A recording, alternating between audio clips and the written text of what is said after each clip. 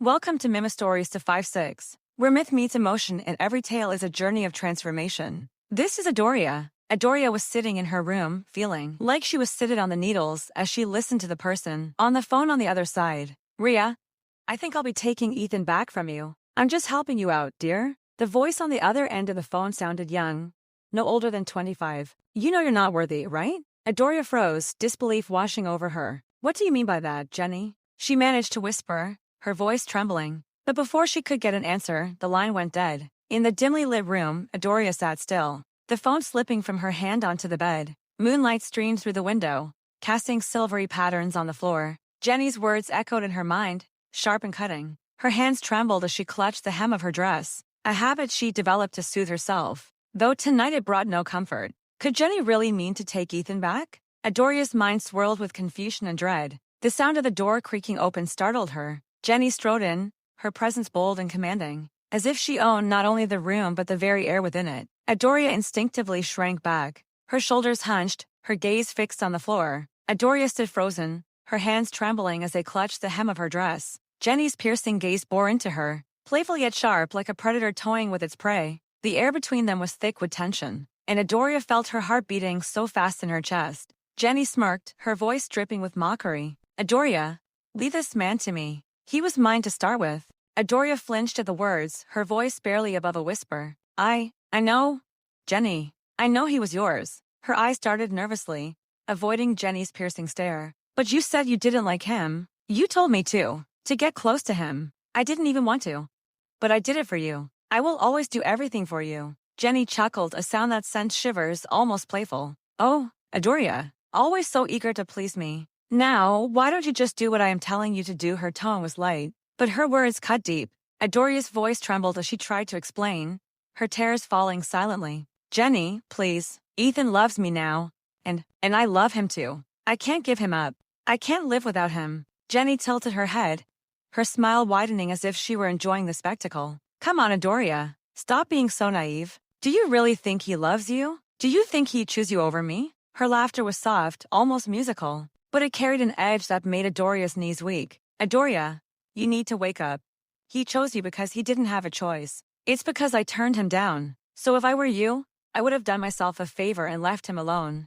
Adoria stammered, her voice barely audible. But Jenny, you said you loved Harry. You said Ethan didn't matter to you. You told me to make him fall for me, to break off your engagement. I didn't want to. But I did it because you asked me to. Please, Jenny, don't change everything now. Jenny leaned in, her mischievous grin inches from Adoria's terror-streaked face. Oh? Darling, I change the rules whenever I want. That's the fun of it, isn't it? Her tone was light, almost playful, but her eyes gleamed with dominance. Adoria's hands tightened around her dress, her voice trembling as she pleaded. Jenny, I'll do anything for you, anything. But please, don't take Ethan away from me. I can't lose him. I can't.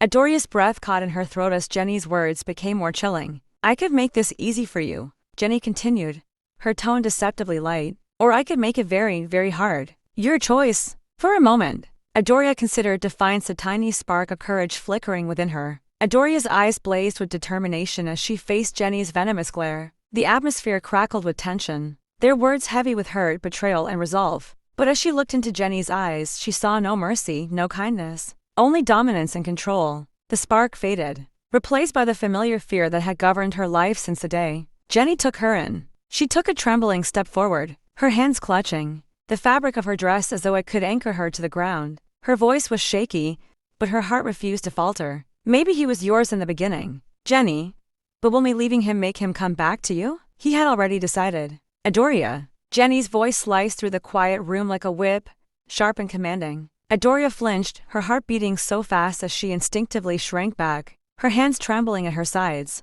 The air seemed to thicken as Jenny moved around the room, her heels clicking against the wooden floor with an air of authority. Adoria's voice was barely a whisper. Jenny, I don't.